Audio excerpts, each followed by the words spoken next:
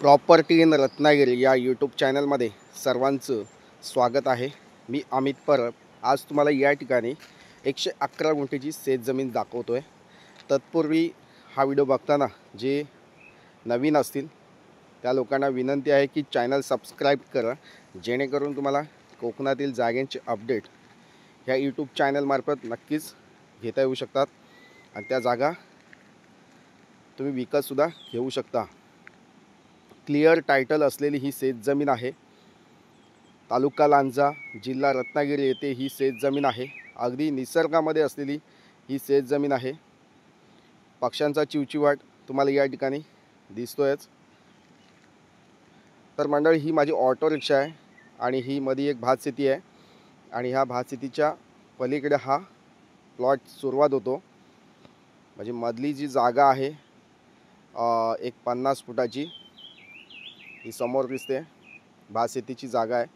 इथे ह्या भातशेतीची संमतीपत्र म्हणजे ह्या ऑटो रिक्षापासून जो 50 फुटाचा रोड आहे तो तुम्हाला या ठिकाणी अधिकृत म्हणजे संमतीपत्र करून या ठिकाणी दिला जाणार आहे।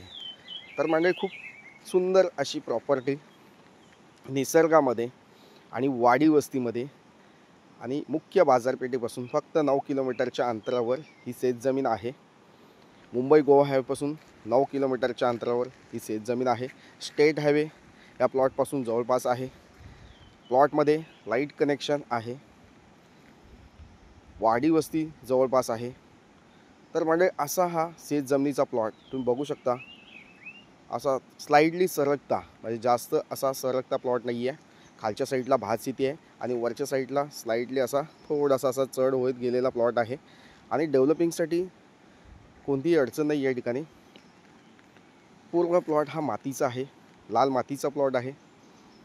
या ठिकाणी तुम्ही काजू लागवड केल्यास किंवा आंबा लागवड केल्यास चांगलं उत्पन्न, भरघोस उत्पन्न मिळू शकतं। लांजा तालुक्यामध्ये काजू बागायत शेती केलेले प्लॉट असंख्य प्लॉट तुम्हाला या ठिकाणी बघायला मिळतील। तर या ठिकाणी सुद्धा तुम्ही काजू लागवड करू शकता, आंब्याची लागवड करू शकता, पेरू, चिकू, अननस, तसेच जायफळ असेल, दालचिनी असेल, काळी मिरीची लागवड या ठिकाणी, अशा गरम मसाल्यांची लागवड या ठिकाणी तुम्ही करू शकता।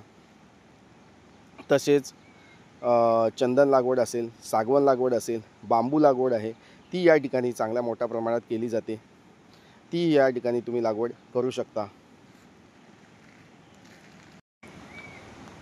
कोकणामध्ये जास्तीत जास्त उत्पन्न हे काळी मिरीचं केलं जातं गरम मसाल्यामध्ये। तसेच दालचिनीची लागवड मोठ्या प्रमाणात केली जाते। जायफळची लागवड या ठिकाणी कोकणामध्ये रत्नागिरी जिल्ह्यामध्ये जास्त केली जाते। काजूची लागवड मोठ्या प्रमाणात होते। तसेच बांबू लागवड ही मोठ्या प्रमाणात होत असते। तर तशी लागवड या ठिकाणी तुम्ही करू शकता। नारळ, सुपारी असेल, रातांबे असतील, कोकमची लागवड या ठिकाणी होऊ शकते। म्हणजे या ठिकाणी तुम्ही तुमच्या आवडीचं प्लांटेशन या ठिकाणी मोठ्या प्रमाणात करू शकतो। 3.25 एकरचा प्लॉट आहे, सिंगल मालक आहे, सेपरेट सातबारा आहे, सेपरेट नकाशा आहे, जागा घेण्यास कोणतीही अडचण नाही, रिसेल प्लॉट आहे, वर्ग 1 ची जमीन आहे। जर मंडळी तुमच्याकडे शेतकरी दाखला नसेल तर तुम्हाला या ठिकाणी मी 15 दिवसामध्ये शेतकरी दाखला बनवून देतो। शेतकरी दाखल्यासाठी तुम्ही या ठिकाणी माझ्याशी कॉल किंवा व्हॉट्सअप मेसेज नक्कीच करू शकता। शेतकरी दाखला बनवून तुम्ही महाराष्ट्रामध्ये कुठेही शेतजमीन खरेदी करू शकता। तर मंडळी, शेतकरी दाखल्यासाठी तुम्ही या ठिकाणी माझ्याशी कॉल किंवा व्हॉट्सअप मेसेज करू शकता। तर मंडळी, हा व्हिडिओ स्किप करू नका, शेवटपर्यंत बघा, जेणेकरून तुम्हाला जास्तीत जास्त माहिती या ठिकाणी मिळू शकते।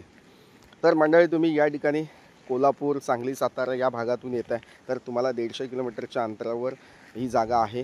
कोल्हापूरपासून येत आहे तर 100 किलोमीटरच्या अंतरावर ही शेतजमीन आहे। तसेच मुंबई, पुणे या भागातून तुम्ही येत आहे तर तुम्हाला 4 ते 5 तास तुमच्या कारने या ठिकाणी या जागेपर्यंत पोहोचण्यासाठी लागू शकतात। म्हणजे 300-350 किलोमीटरच्या अंतरावर ही शेतजमीन आहे। आपल्या प्लॉटपासून रेल्वे स्टेशनचा विचार केल्यास आपल्या प्लॉटपासून 5 ते 6 किलोमीटरच्या अंतरावर रेल्वे स्टेशन आहे। तर म्हणजे अशी शेतजमीन, अप्रतिम शेतजमीन, मातीचा प्लॉट आणि रिजनेबल किंमत या ठिकाणी तुम्हाला मिळणार आहे। ह्या जागेची जी किंमत आहे तुम्हाला ही फोन केल्यास, व्हॉट्सअप मेसेज केल्यास दिली जाणार आहे। तर मंडळी, अशा प्रकारच्या शेतजमिनी कोकणामध्ये तुम्ही विकत घेताय, तुम्हाला घेण्याची इच्छा असेल तर नक्कीच तुम्ही या ठिकाणी माझ्याशी कॉल किंवा व्हॉट्सअप मेसेज करू शकता. मुख्य डांबरीपासून ही शेतजमीन आहे, तर नक्कीच तुम्हाला हा प्लॉट आवडू शकतो. थँक्यू. पुन्हा भेटूया. थँक्यू.